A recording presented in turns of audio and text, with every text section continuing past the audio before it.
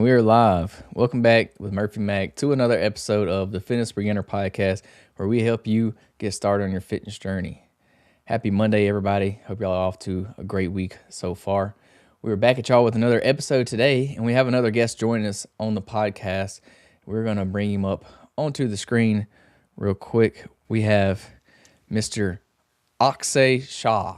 Akshay Shah. I think I said that right at the time. That's All right. correct. Okay, there we Happy go. Monday. There we go.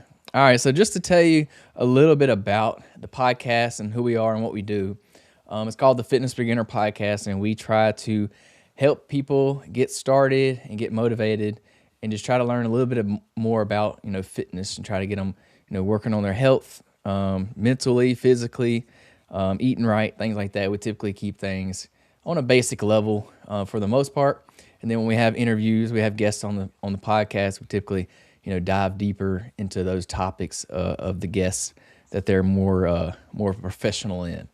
So that's a little bit about us in the podcast. So if you would, will you just introduce yourself to the audience and kind of let them know who you are and what you do?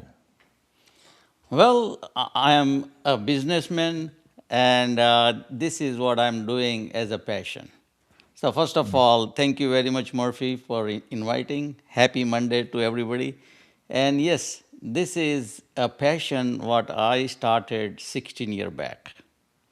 And people can say it's a craziness, it's just something which most of the people don't want to do it. I started out of curiosity and experiment.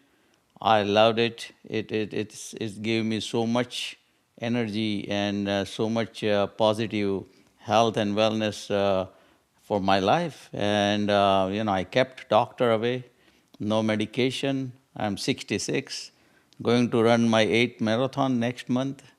So everything is good, and I want to share my experience with the people. Awesome. And to be 66, you're looking pretty good to be 66. Yes, a lot of time people say, "Oh, 66-year-old." I say, "Don't say they're old. Just say 66 young." Yeah. So I agree with you. This is a passion project for me as well. I don't work in fitness at all. I work in construction actually. So this is completely a passion. So I'm right there with you. I love fitness as well. I fell in love with it at a young age. When I started playing sports, well, when we started working out in high school, and I kind of just fell in love with the whole everything about fitness, working out, weightlifting. That was kind of like what got me into it.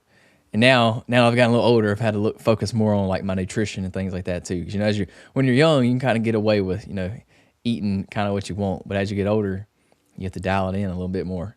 So yeah, I'm right there with you on the passion project. I love fitness and I love sharing it with people. So that's why I do the podcast. I'm so glad that we are on the same page. We both are doing with the passion, and so yeah, it's much better.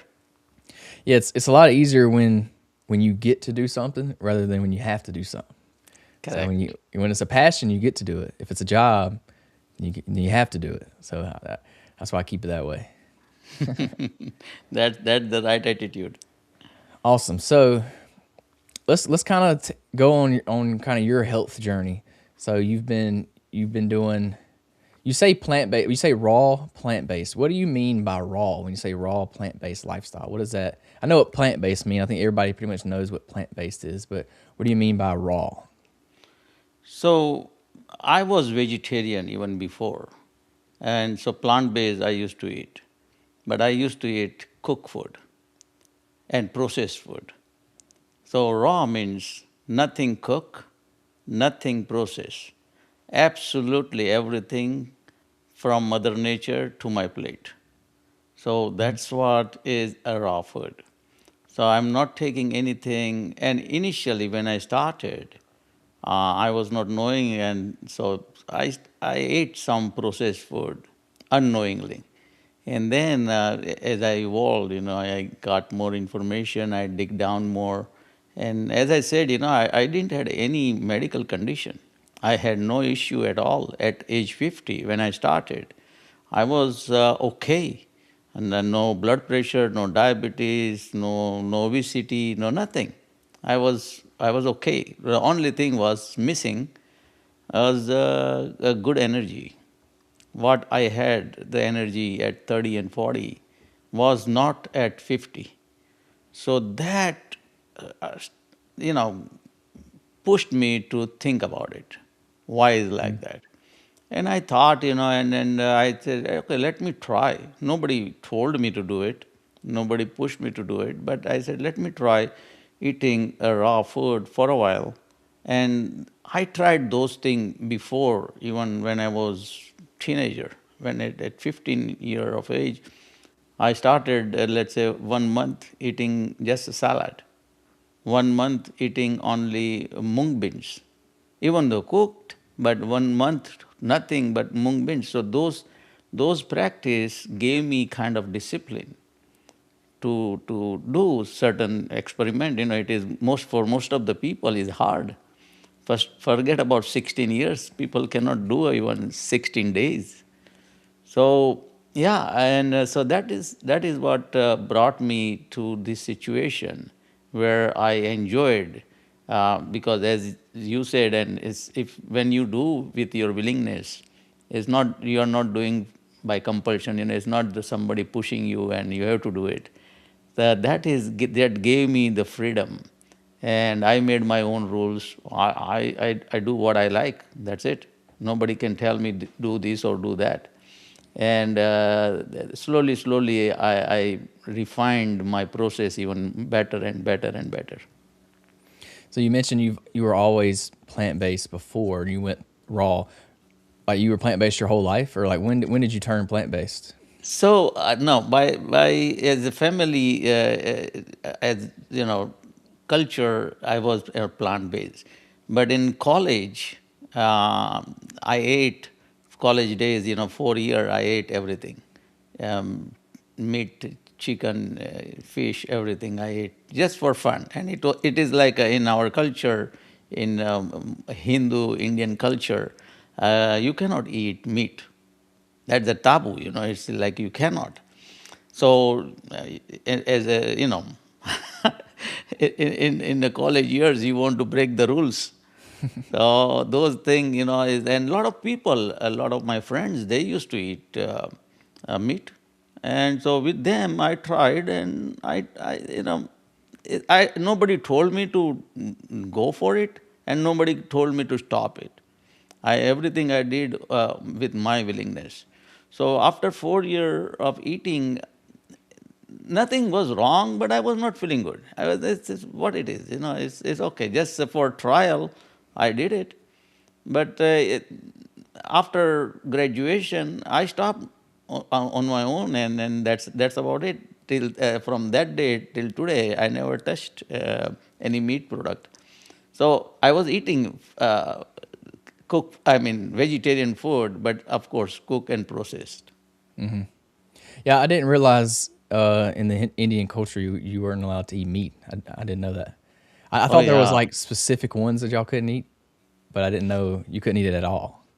So most of the, it's like you can say 50-50. Hmm. 50% are eating meat, or maybe it's more, 60% eating meat and 40%. But it is a lot of people in Indian culture, they are vegetarian. Hmm. So yeah, you are going to see, if you go India, lots of restaurants are vegetarian. Even in the USA, a lot of Indian restaurants are vegetarian. They will not serve you any meat product. That's interesting. I didn't know that. Yeah. I knew. I guess Muslims they don't eat pork, so I knew that. I kind of just figured it was the same for Hindu. I didn't realize that. It's interesting. Yeah, so the Hindu is, as I said, it is not 100%, it's not everybody.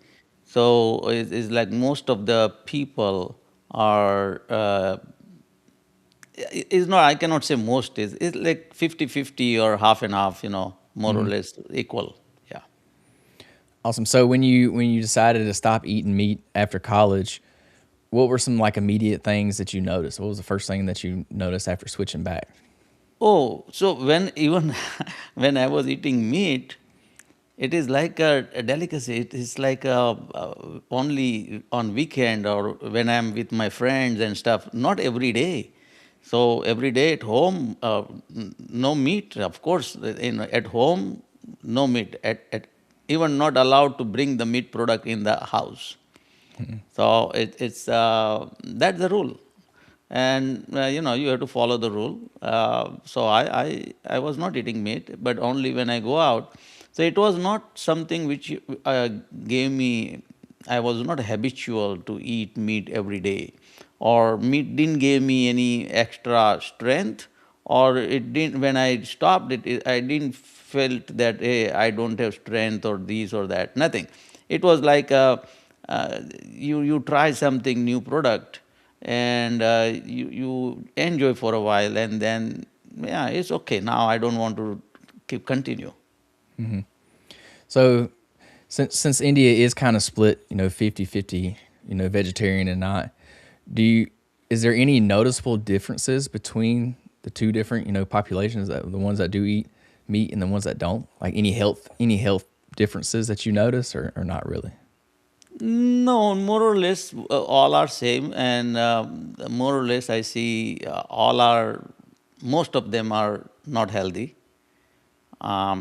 Whether they eat meat or whether they don't eat meat, those are all their eating habit in India is very bad. It's and it's not only in India, everywhere else. We all are doing something which we are taught to do from birth. Okay, whatever we are doing is what first is parents, then teachers, school, society, friends, all those things give impact on your life. So everything what we do is the learned behavior from the first of all family. So that is something which is all are doing it, and I was also doing it till age 50. I used to eat a lot, and I used to eat like a pig. I mean, it's everything what you see, you eat, and I was enjoying it. Um, it's not that something which I can tell that hey, this is something peculiar to particular community. This is in common. This is everybody, and if you see most of the people, their tummy is so big. They are not. They cannot move after 50 or 60. They're done. The movement is very restricted. Their activity is restricted. They start eating now pills like a popcorn, and they're the old age, the way I see it is it becomes like a punishment. That's what I see it, and I say I don't want to go that route, and it's like, and I was not knowing where I'm going. Even the raw food was no guarantee that, and tell you the truth, when I started raw food, my sister, she says, Akshay, don't eat raw food.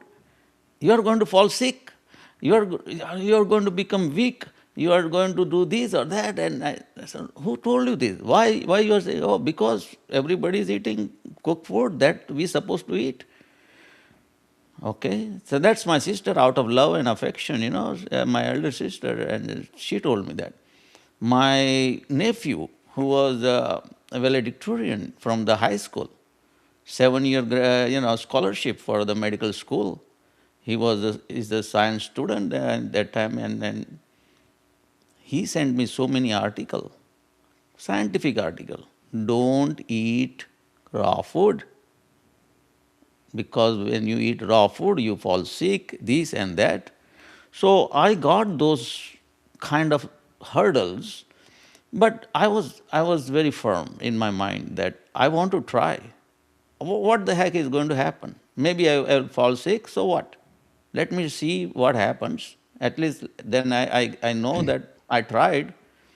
So when I tried, nothing happened.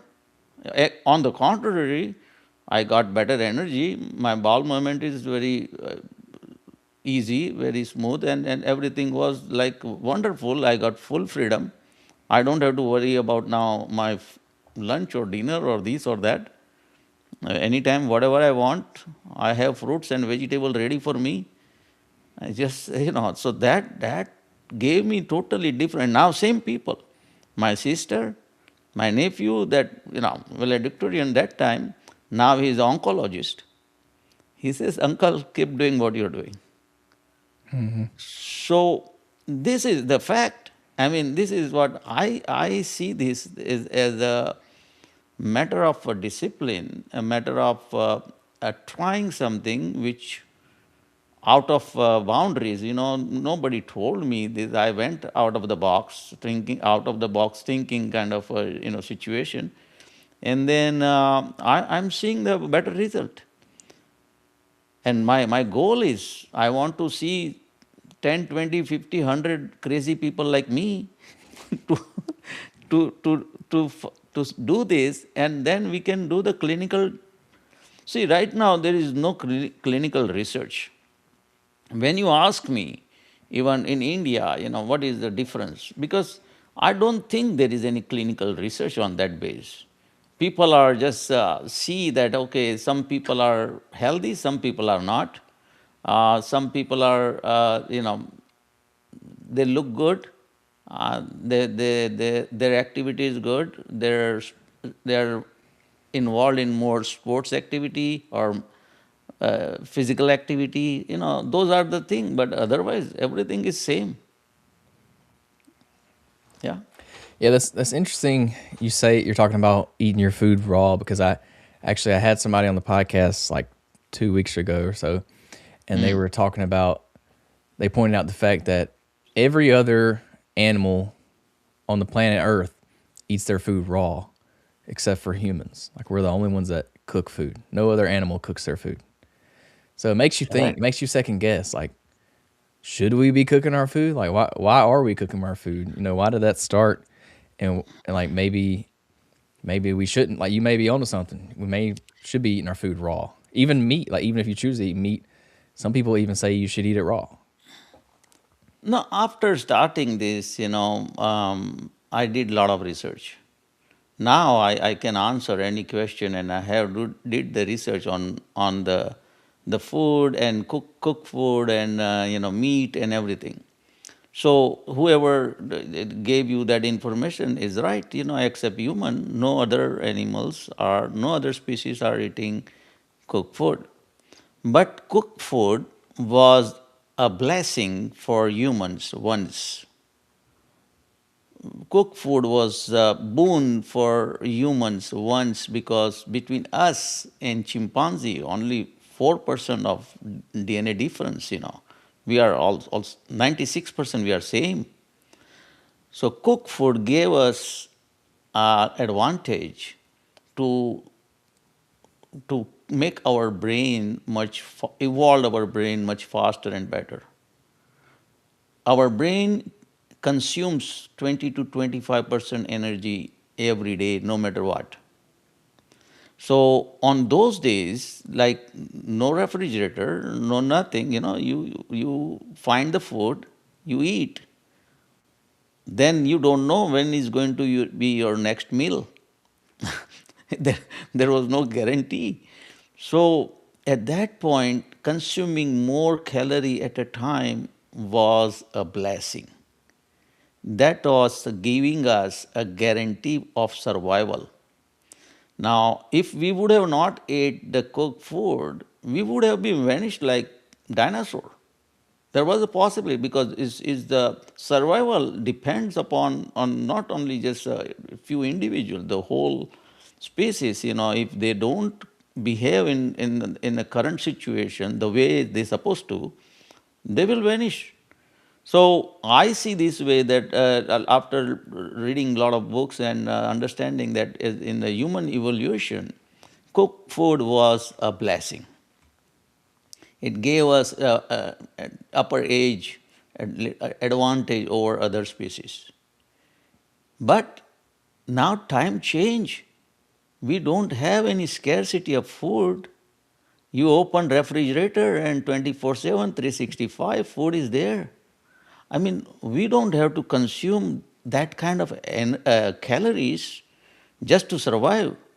Now we are not at the point where survival is in the question. And we also reach at the saturation point that our brain is not getting any better. So once the cooked food was a blessing, a boon, is now a curse. Because of the cooked food, we are taking so much calorie which we don't need. We are getting obese, blood pressure, diabetes, cancer. All this stuff is coming from where? I mean, it's obesity, which is, and especially now since we discussed a little bit earlier, India.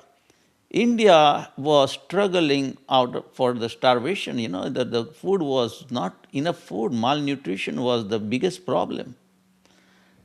Last, I think Independence Day, Prime Minister announced on the Independence Day that, hey, citizens, be careful.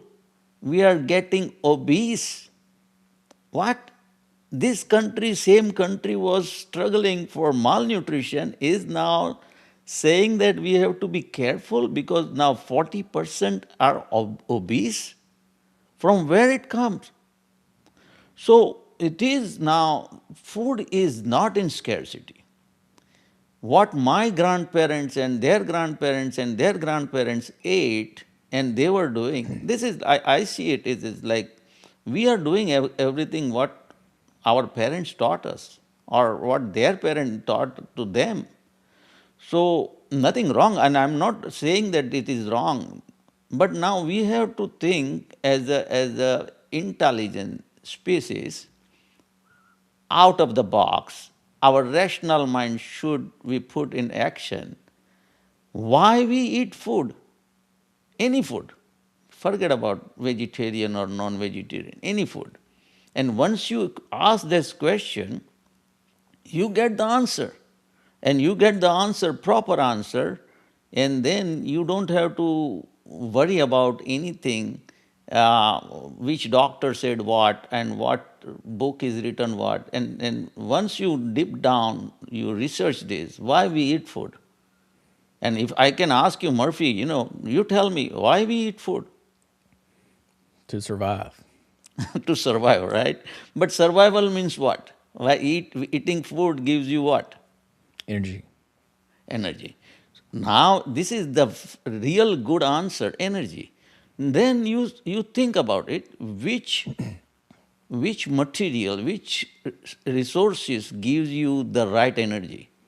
So I give a lot of time example that let's say if you have a gasoline car and you put diesel in there, you are screwing up your machine. It's not going to work. If in electric car you cannot put gasoline, this machine is designed to produce the energy, and this machine is designed to produce the energy from plant-based raw food. And that is why I am eating. It is not something out of some fancy, I'm not following anybody. But I realize that this is the right fuel we need as a human so that we can keep our machine much more efficient. I used to eat so much, now I'm eating just little bit and I can produce that energy. And I'm much more better than before.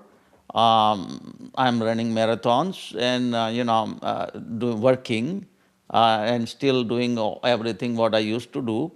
A lot of people at my age, they are retiring. They cannot do work. They cannot stand couple of hours. Is their problem. They cannot work. Now they become couch potato. So those are the things which I want to keep away, of those things, I want to stay active, productive, because from birth to death, all we have is a time. Everybody, no matter who you are. So we want to consume that time in such a way is more enjoyable, more happiness, more productive, You value, your time is more valuable to your family, to your neighbor, to your friends, everybody. And if you become couch potato, your burden on this earth is what you are doing now. You're not Mr. Nobody. I mean, it's no matter how many $1 million you have in the bank, but it is miserable, painful life. Yeah. Yeah. So being raw, I mean plant based, and raw plant based at that. What does a typical day of eating look like for you? You said you don't eat very much. I'm just curious, like what are you eating, and how much of it?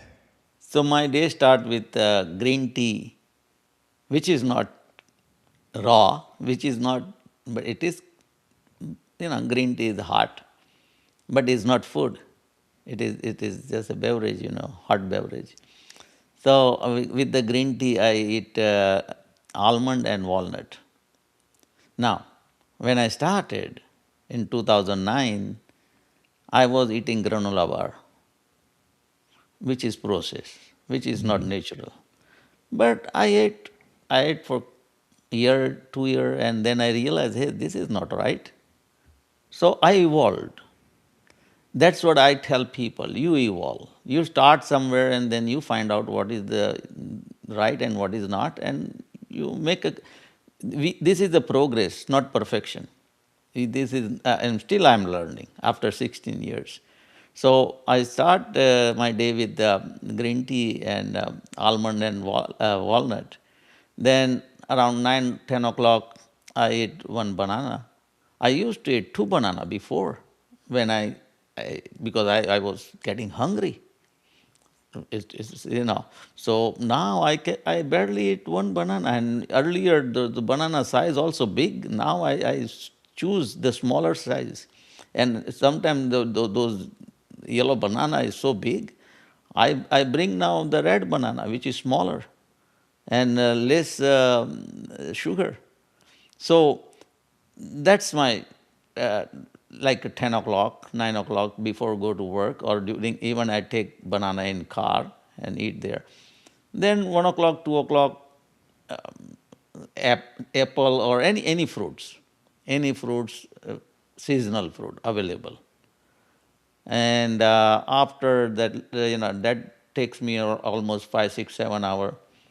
And it's not only one, let's say one apple, and then I have a persimmon or guava or mango or whatever fruits available in the season that I eat. And then coming home, I eat dinner with the vegetables. And my dinner is very delicious. It's not just bland, just raw food. A lot of people think, what raw food is? What? How can you eat?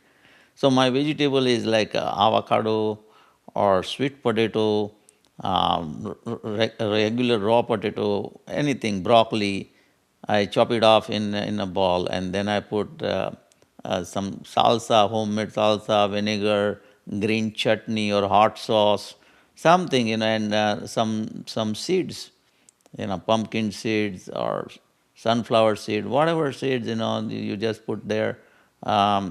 And on top of that, some yeast flakes. So most of the vegetarian have B12 deficiency. So yeast flakes gives a little bit, but still I just checked the last, 10 days back, and I have a B12 deficiency. So I started taking a supplement first time, and that's the doctor recommend that, and this is something which is, I'm not trying to prove I'm right or somebody's wrong or this, that. I'm doing this to keep my health at the optimum level. And so whatever is required, you do it. I'm not against anything. It's not that I love, I can discuss with my doctor, and my doctor say, keep doing what you're doing. So they are happy with me, I'm happy with them. So yeah, and this is the, in nutshell, my daily eating habit. So fruits, vegetables, and nuts. That's about, and seeds. Fruits, vegetables, nuts, seeds is basically what you're eating. That Correct. makes sense. I'm curious. You said you eat sweet potatoes and regular potatoes. How, how do you eat those raw? Because aren't they pretty hard? Aren't they pretty tough? Are you just cutting them up real You, small? you are not the first one to ask me this question. Lot of almost everybody is asking me same Hmm. question. I ask same. Let's say, can you eat raw carrots? Hmm. Why you cannot eat raw potato? Same texture, same density, same flesh. Everything is almost same. Only thing is, your mom and my mom didn't taught us to eat sweet potato raw. On the contrary, they said, don't eat raw. It will hurt in your stomach. That's what our culture is. They stop you to eating all those raw things. But then okay, whatever family culture and this, that, but give me, I mean, when we think rational mind, if we can eat raw carrots, why we cannot eat raw sweet potato or regular potato? It's not hard. Once actually gave, whenever there is a gathering in my house or people try my food and they love it. They like it. They say, "Wow, this is so good." And I guarantee you, if I give you my food and I don't tell you anything, just I say, "Let's try." You won't even able to understand that this is raw food. You say, "Okay, this is something, some food." Okay, it's not going to bother you, guarantee. And just try.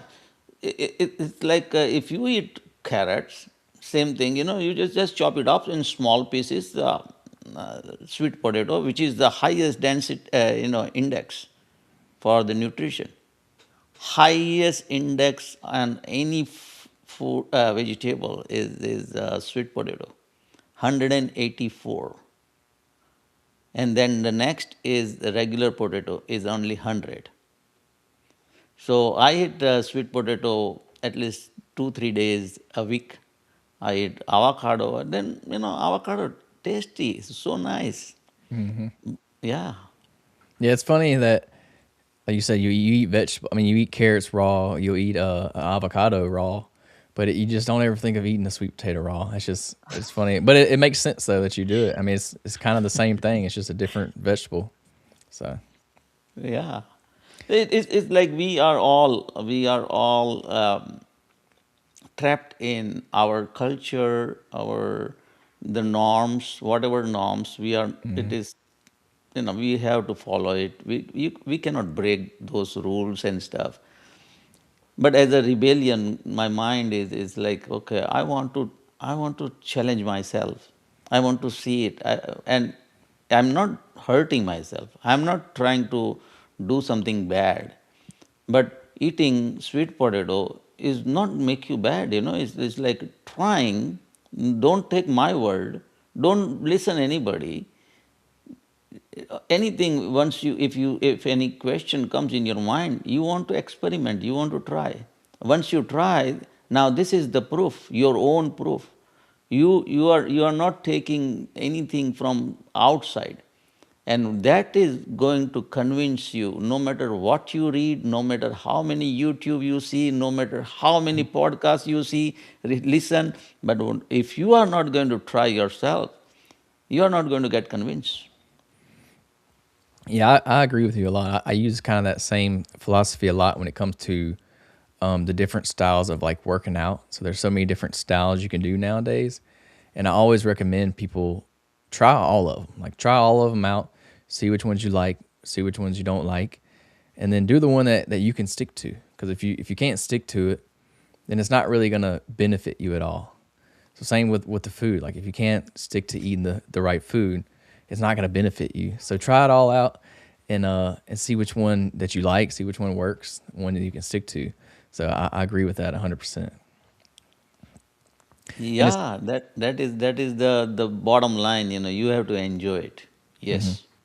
And another thing going back to the eating the sweet potato raw is that you were mentioning the number on the index. Though I think you said 184.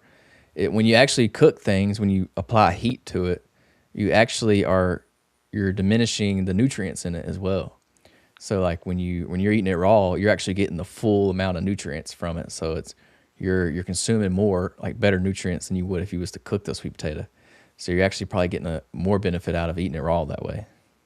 Yes, and nutrition and enzymes are going to, go away when you cook. So Hmm. it's not all, but majority, is 60-70% of the enzymes you kill when you heat anything over 40 degree. Now, not only that, now you have to eat more. And now when you eat more, you have to digest more. And digesting is not free. To digest, you need energy. Now, you are consuming energy to make energy. So, when you consuming energy and you make little energy, either you come out neutral or maybe sometime negative. It's like if when you go out and you earn $100, but the commuting is $60-70, and your lunch and dinner is you are taking is another $30-40. So when you come home, you are net negative. You are not bringing any money in. So you have to think like this: why we eat even so much cooked food, and then cooked food. I tell cooked food is a dead food, and any food, and it's not only vegetarian or meat or anything. But when you eat cooked food, it is dead. You are not getting that live energy. You don't have that enzymes. Now your body produces enzymes, but then you have to produce more instead getting it from the raw food. On the other hand, all cooked food is acidic, any cooked food. Now, your blood and my blood at pH 7.4, our blood is alkaline, and all humans' blood. This is not vegetarian or non vegetarian, this is all humans' blood is 7.4. That's the constitution of our body. Blood is a lifeline. Now you are corrupting it. When you eat cooked food and that is acidic, now your body have to neutralize it. Or you keep acidic food in your system and it's going to backfire. Now you're going to get ulcers and your heartburn and all everything, arthritis and inflammation. The biggest culprit of our body is suffering because of inflammation in the body. Now, one side you are eating acidic food, now you don't want inflammation. It's not possible. When you put fire, you are going to get burned. I mean, that simple. So why not to avoid? Just avoid acidic food. Eat neutral food. Eat alkaline food. Now, which is aligned with our body constitution. It is aligned with the nature. Now it is your everything. Your mood is going to be so good. You are not anymore cranky. You don't have that fatigueness. You don't have those bad thoughts. Everything is aligned now. You become now more attractive to everybody. Everybody is, oh, nah, your aura is going to be different. Your behavior is going to be different. At work, everybody, oh, wow, this guy is now, or gal is anybody, that is much better than whatever you are before. So why to invite all this anger and destructive thing, which is happening in your life? Why? Instead, take the better route and get the right food, which is cheaper. On the contrary, my monthly food. I made the documentary, made the video, and then I go shopping and I show them the list. Hey, this is what I bought. This is going to last me for, let's say, 1 week. Multiply by 4. So my monthly, and that was maybe 2 year back, so it is $150 a month, Dang. $5 a day, my food expense. Maybe now that 150 is 200. Still, average American is spending around 900 to $1,000 for food, average. And if they go on some lavish restaurant, is even more. But so I'm not only saving on the food part, but now I don't have to buy any medication. I don't have to buy any medication. I don't have to pay to doctors. All those things is just net saving to me. And on top of that, I have more hour to work, so I can produce more.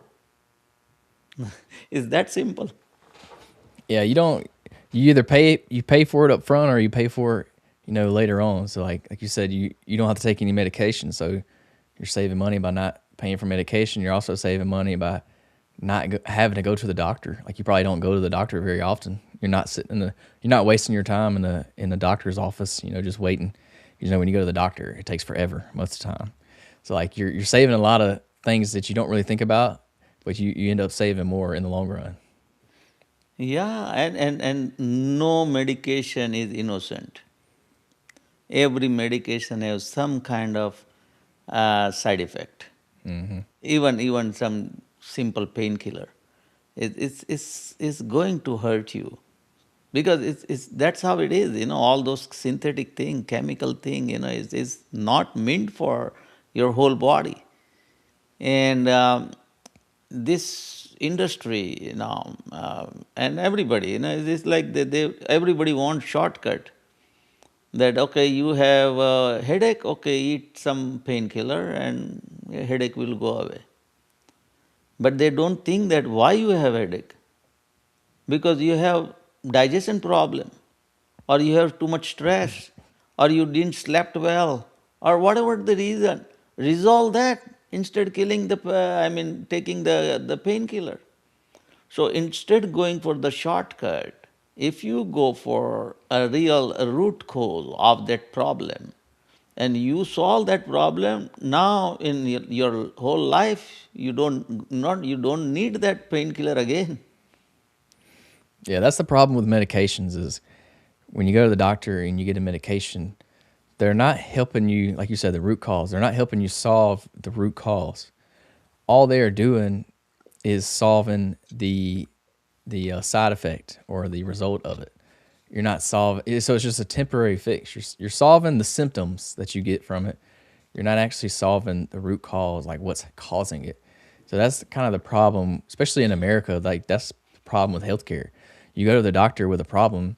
What do? They give you a pill to solve, the symptom. They don't give you the solution to solve the actual problem. So I like that. I agree with you on that one, 100%.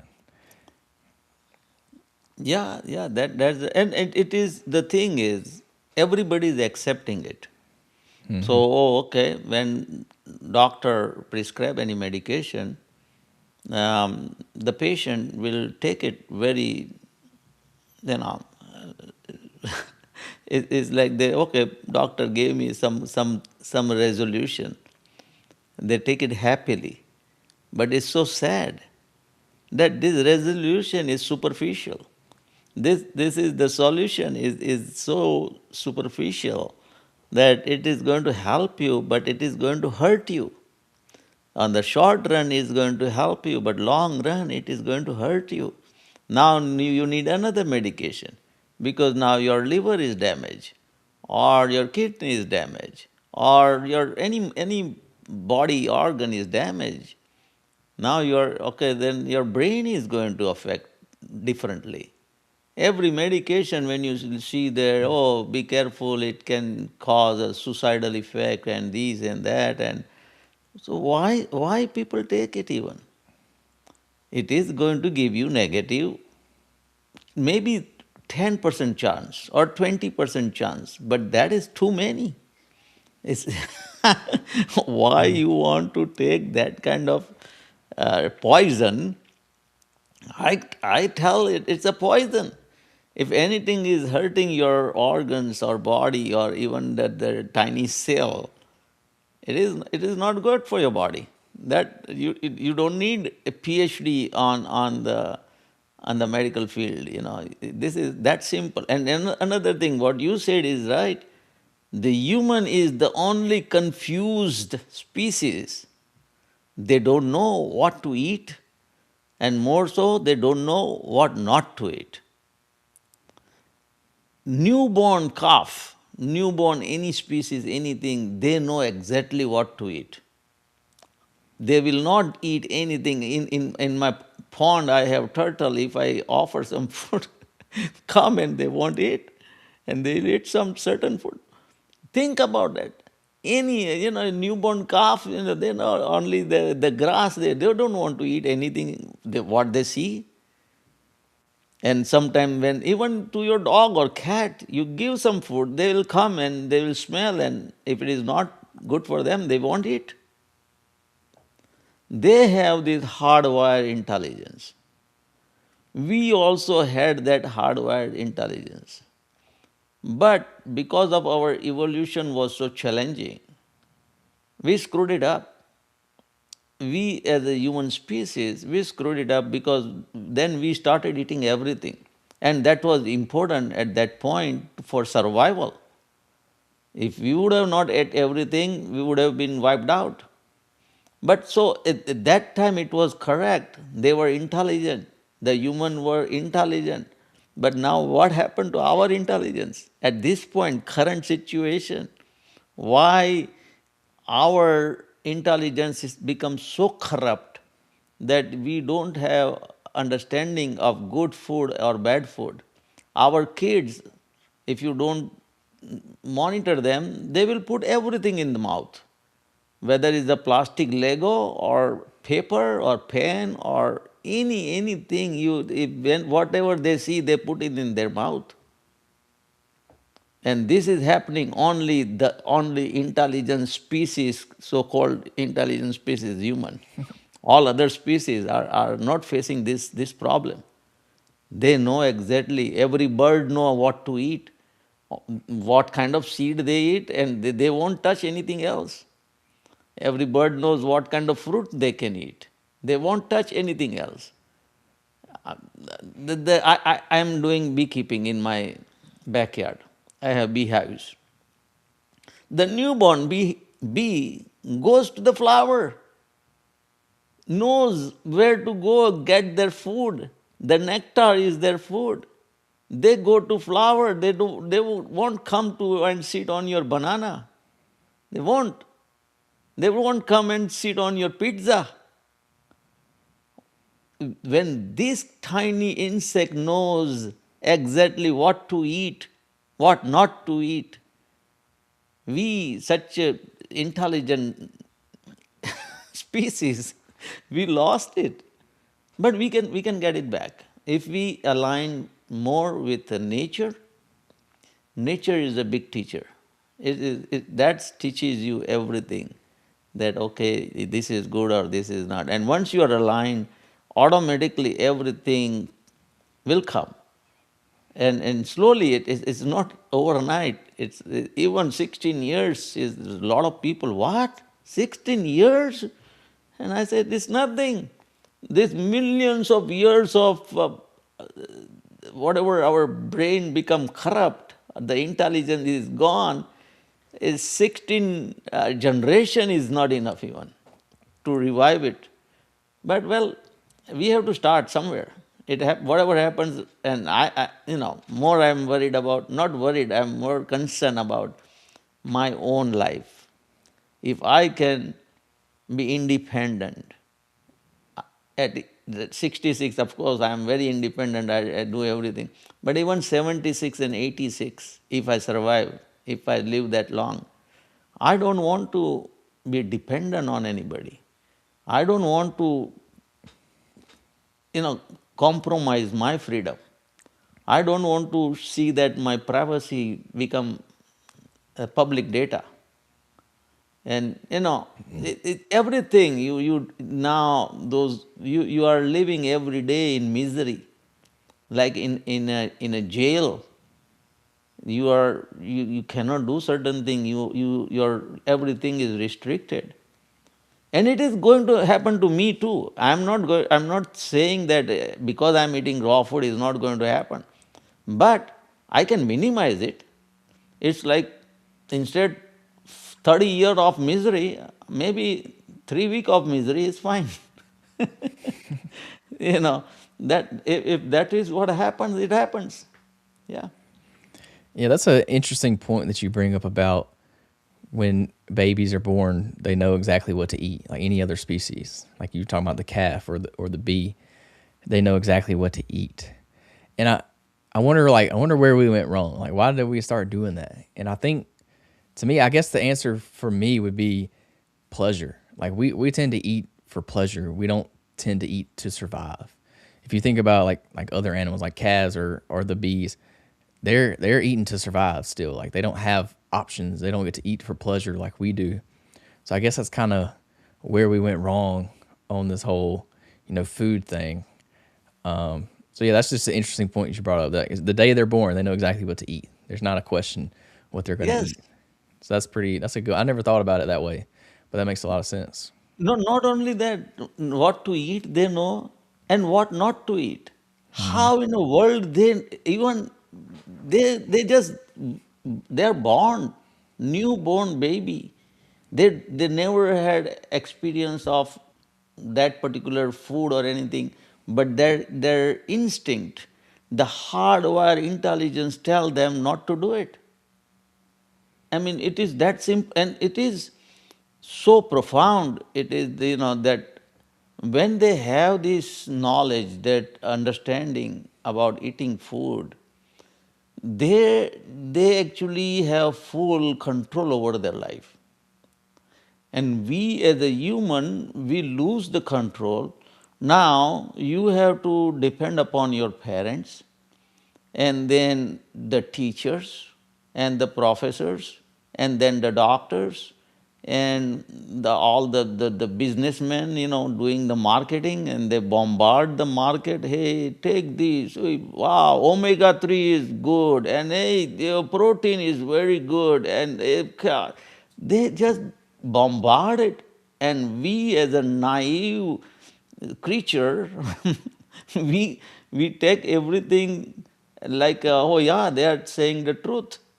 It is such a lie, lie after lie. They are selling it, and we as a human, we are buying, and they are milking money out of our efforts. We earn money to survive, to make our life happy. And they last 5, 10 years, they sucks all the money. Everything that at the old age is gone. I mean, they are just waiting for that. And more than money, forget about money. Let's say everything is free. But how they cannot compensate for the pain and misery, and the trauma you go through when you have to, depend on somebody. Somebody can take me to bathroom. That's something. Then a compromised life is not that. It's not enjoyable, because whole your life you have freedom, you do whatever you like, and now all of a sudden, not all of a sudden, but slowly, you're going into that down the hill, and now you are in a ditch where you cannot come out and you cannot go any further. You are stuck there. Yeah. Yeah, I always say if you don't use it, you'll lose it. So like if you stop, being active and taking care of yourself, you kind of dig yourself into a ditch and then you're not gonna be able to get back out of it. So as long as you just keep doing it, like you're doing the marathons and things, as long as you keep doing it, staying active, normally that you can extend that healthiness period to where you're not dependent on somebody. So speaking of your marathon, I kind of want to ask you about that a little bit because that's pretty. I've done some endurance, sports myself. I actually did a 100-mile ultra marathon last year. So I'm very interested. Wow. Yeah, so I'm very interested in your marathon training at 66 years old. That's pretty impressive to be running marathons. So what got you into running marathons? What even made you want to do that to begin with? Again, that is also out of craziness. I was in a one on the Christmas, no, New Year Eve party on 31st of December. I was in one party and I just said casually that, hey, I want to run marathon. So some of my friends started laughing at me. That, hey, you are 50, you never ran 1 mile, and now you want to run 26 mile? You are crazy. You are just, you cannot do it. They started challenging me. One guy said, okay, if you do it, if you do go for marathon and finish it, I will give you $1,000 of charity wherever you want to send that, $1,000. Another guy says, okay, I will give you 1,000 too, that 2,000. And third guy said, I will give you 10,000.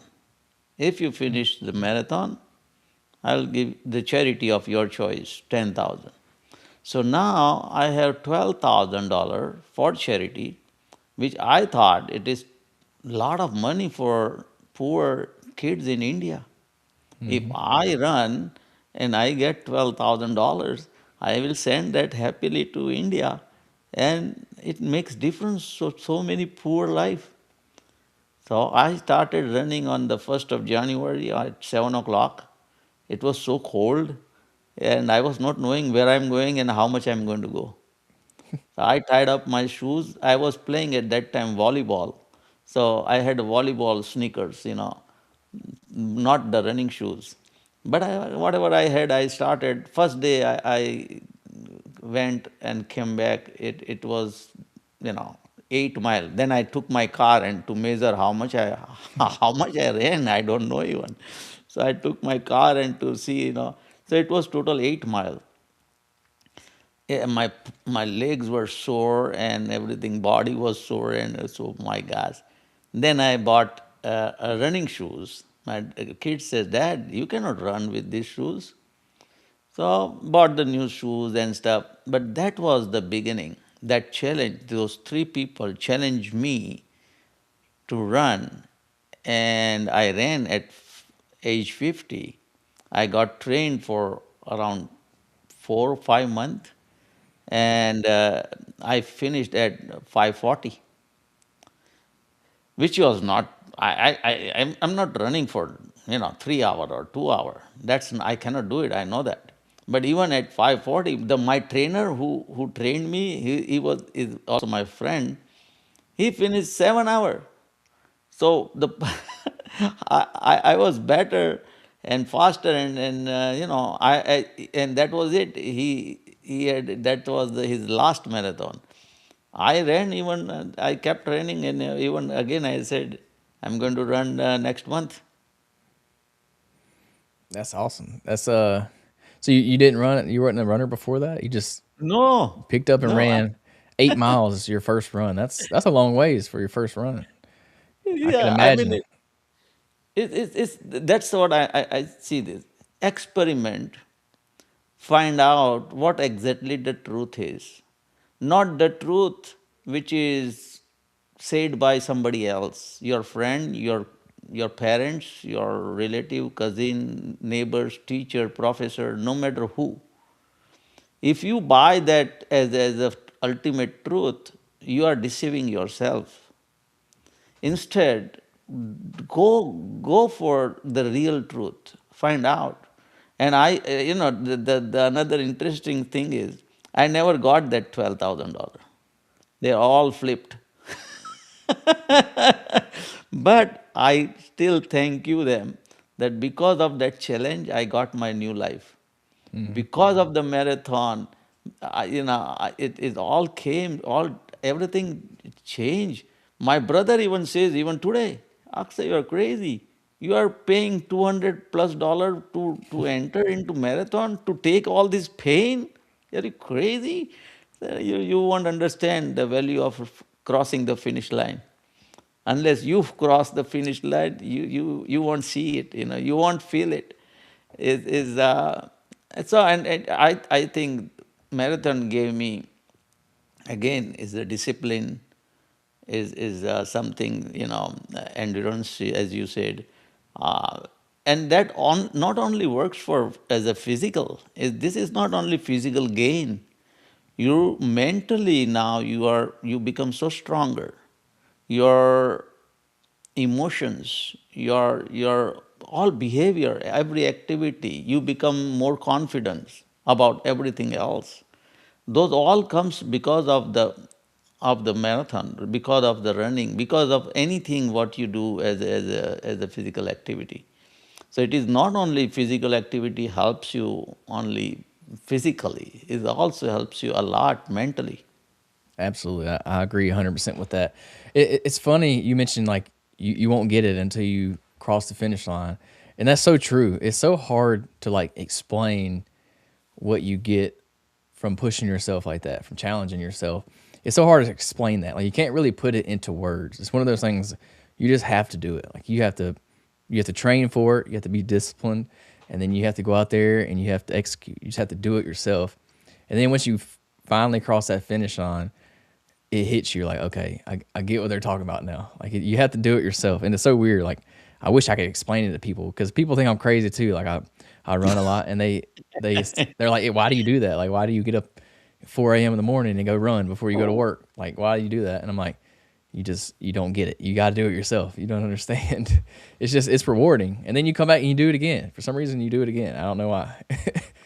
I see this way. Let's say when women become pregnant and they go through so much pain, the labor pain is so much, is not easy to deliver a baby. But they again and again they want to become pregnant. And they, even knowing this is the pain, but this pain is so is a joy. When the baby comes out, is the bundle of joy, and then all pain is gone.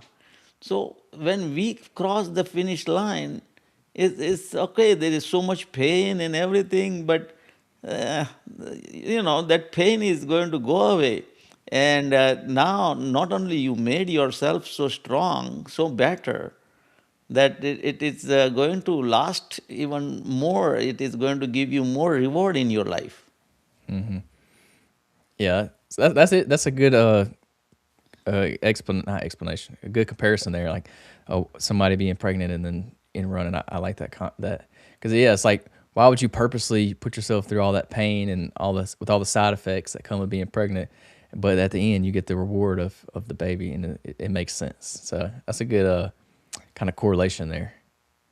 Yeah.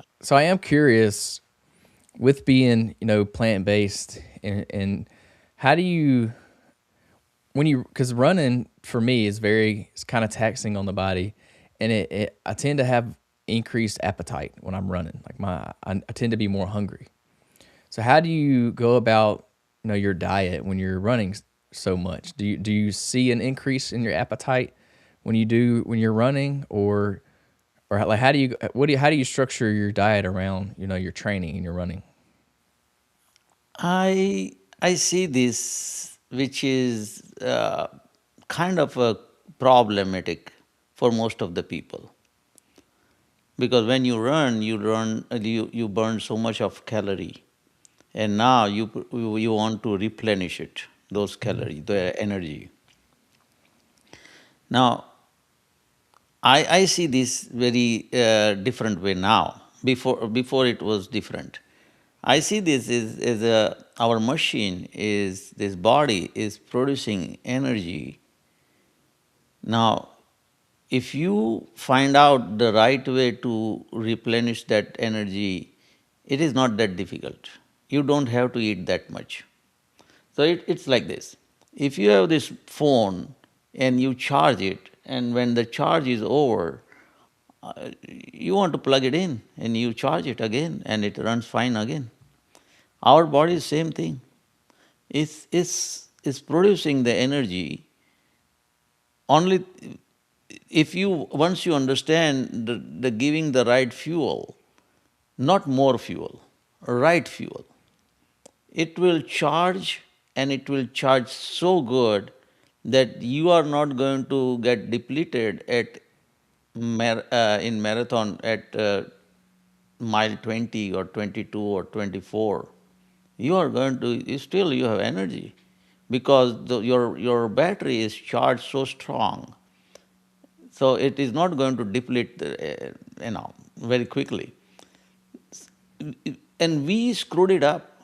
We as a human, we screwed it up. We our battery is the charging ATP, the currency what we have is we are not doing that well. And so every cell, the mitochondria, is producing the energy is we screwed it up. Now once you have this holistic approach, now our body is producing energy in such a way that even the sun is giving you help. The oxygen is giving you help. The food what you ate already is giving you help. Is not only the food, all these things is factor is so important because no fuel can burn without oxygen. Now we are breathing, taking oxygen, which is also main factor to produce the energy. Now, once your breathing also comes in alignment with the energy production, not you just breathing, it's not just a survival. Of course, survival is there, but with the survival, this is the energy production is helping you. Now it becomes easy. Now you're not gasping, you're going on your like cruise control car, keep going and going and going. So this is what happens. But for that, is require a long run um, strategy. You cannot have this whole holistic. The machine is going to work everything in a right way, because for that now your heart, your cardio has to be good, your lung has to be good, the breathing has to be good, the food you ate has to be good, and now everything every tiny bit of the food is going to produce so much good energy that nothing is wasted. And that's a last marathon when I ran with my son. And the day before, I ate only one avocado. And that morning, I ate two banana. That's about it. And I finished 26 mile. Now, I'm not telling everybody to do this. No. But why I did it? Because am listening to my body. My sensors become so sensitive now. I even when I breathe the air, it gives you different smell. When I drink my regular water, it gives me different taste. What I used to drink before, same water is now giving me different taste. Same thing applies to the food. So now my sensors become more sensitive, more cleaner, much better. It is producing even better and faster energy and conserving the energy in a right way and releasing it in a right way. So it is everything is in harmony, and that harmony brings the right result. Yeah, your body's an adaptation machine. Your body will learn to adapt to whatever you throw at it. So you just become very efficient. Like your body's become very efficient with the way you've kind of trained it with how you eat. So I guess that works for you. That probably won't work for everybody. If somebody eats two bananas and then tries to run a marathon, a lot of people are probably not going to make it. But since your body has become so much more efficient at it, like you said, your sensors are more sensitive now, so it goes those two bananas go a lot longer ways for you than they would for somebody else. So I get that makes sense. But that's just I was just curious because a lot of times now when people run marathons, they're eating food like the whole race. They're eating those little gels and things the whole time. So I was just curious as to how you did yours. Yeah, so even I last October I did backpacking with my kids. And so I was doing for the first time backpacking.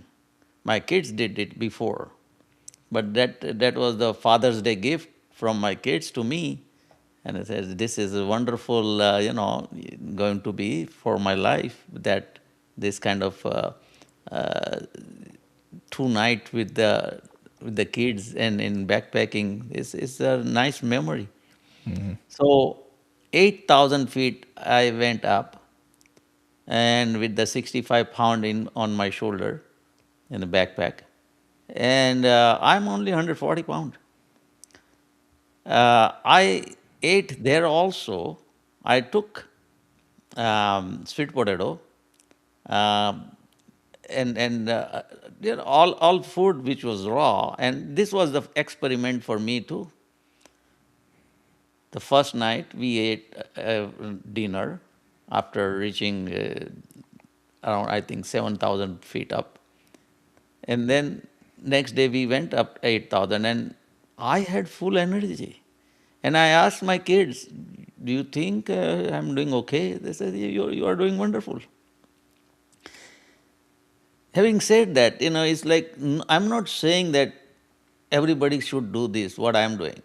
Because when I ran my first marathon, I ate like a pig again. Even the raw food, but I was eating a lot. Now, I evolved in this many years because I'm not only eating, and I'm keeping the records in mentally, what I ate, how much and what I'm getting it. So that is something which is keeping, monitoring it and seeing it and tweaking it, fine tuning. It's like this. If you start learning piano, you are not going to be master after even 6 months or 2 years. Still you are learning. So this is also this piano is so different. You are tweaking it and fine tuning it, and you are understanding and see how it works and not. So this is something you have to enjoy it and learn it at the same time. That's the only way you can keep doing and enjoy it, and bring the positive result. That's what I see it. Hmm. I agree. So I want to respect your time. I think we're going over a little bit. So I'm sorry if you got if you got to go somewhere. But No, no, yeah. so you do have a book. I wanted to bring that up. You wrote a book. It's called "In Nature We Trust." So just give us a quick little summary. What's your book about? So everything what we discuss is written in this book in such a way that people understand, because I said so many times energy, energy, energy, energy. So what is energy? How we get energy? How we can make that energy in a way that it helps us? So the whole title is In Nature We Trust, a raw food manifesto for energy, healing, and longevity. So energy is the one factor which is very important. And second is the healing. Our body knows how to heal, but we don't give enough time or we don't pay attention. So that is also and in the whole book I am not just giving uh, the information. I'm giving even my blood reports. The 21 year of my medical records are in the book. So what I was then and what I am today, everything is scientifically it is backed. Medical reports are there. So, and again, I'm not here to convince anybody. This book is not to convince anybody. I'm not here to prove myself. I'm not here to tell something is wrong. All I'm saying is this is my 16-year of journey. I'm enjoying it very much. If anybody wants to enjoy it, join me, or at least try. Read the book, Hmm. how to do it. I can give guarantee that it's not going to kill you. I mean, I have not seen anybody who die because of eating raw food. but I know many people die because of eating cooked food. That's true. So Yeah. say somebody does want to, kind of give this a shot. They do want to try it. They want to kind of join the journey of what you're doing. What's one piece of advice that you could give them to kind of, kind of help them get started? Because it is a big transition. So is there anything that kind of helped you when you transitioned, or something you could give them, to kind of help them along this journey?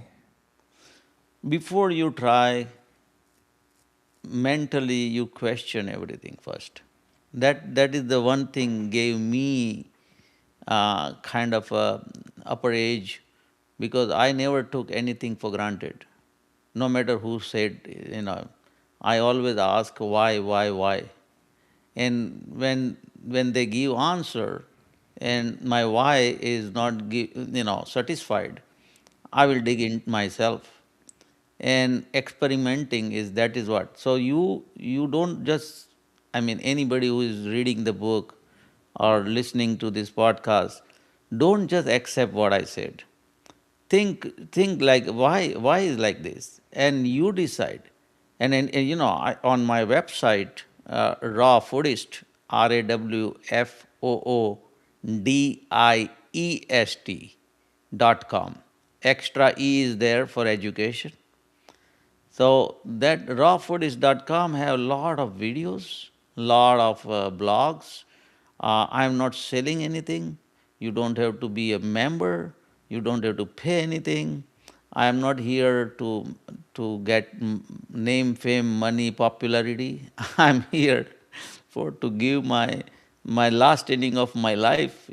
This is I'm seeing is the last inning of life. I want to, and thank God I have everything.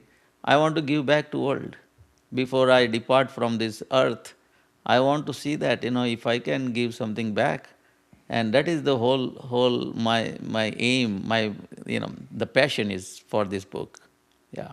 That's awesome. I mean, that's great that you're just doing this. Like you said, I have a passion for it. You're not charging anybody. You're just giving away for free. So I'll definitely I'll leave the website link down in the description. So if anybody wants to check it out, y'all go down in the description. It's rawfoodist.com, and also tell them where they can find your book at. Is it on your website as well? So book is coming out next month. Maybe Okay. within 10 days, I'm going to have the link for pre-order, and those stuff is right now still is in the process, but definitely it's coming out. There's just cover out. I sent the cover, I think, to you also. So cover is out. Everything is ready, but it takes time. The process is Hmm. there, but it's going to available all over the world, everywhere, whether it's Amazon or Barnes and Noble or anywhere, all the stores, even digital Kindle, everything is I'm going to put it everywhere. That's what the goal is. And as I said, it is the publication is a totally new field for me. I'm learning that also. But I see this, that's another thing. Because I have energy, I took this challenge on myself that I become a publisher. I opened my own publishing company and publishing this book, and I'm doing well professionally. Every other publication is doing. So at this age, young 66, I'm learning new thing. That's awesome. Yeah, you gotta keep pushing yourself to do more and more. But that's awesome. So Right, yeah, y'all definitely be on the lookout for his book when it comes out in March. And right. we'll leave the website down in the description if you want to check him out, and all his he got a bunch of free resources on there for y'all.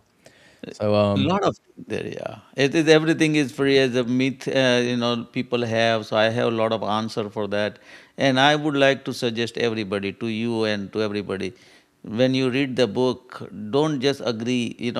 Put some kind of review and challenge me.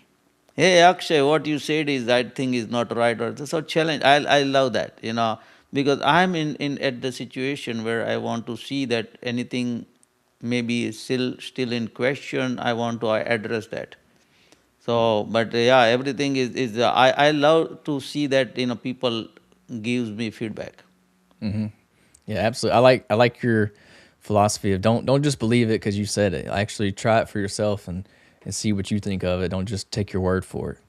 And we do that a lot nowadays, unfortunately.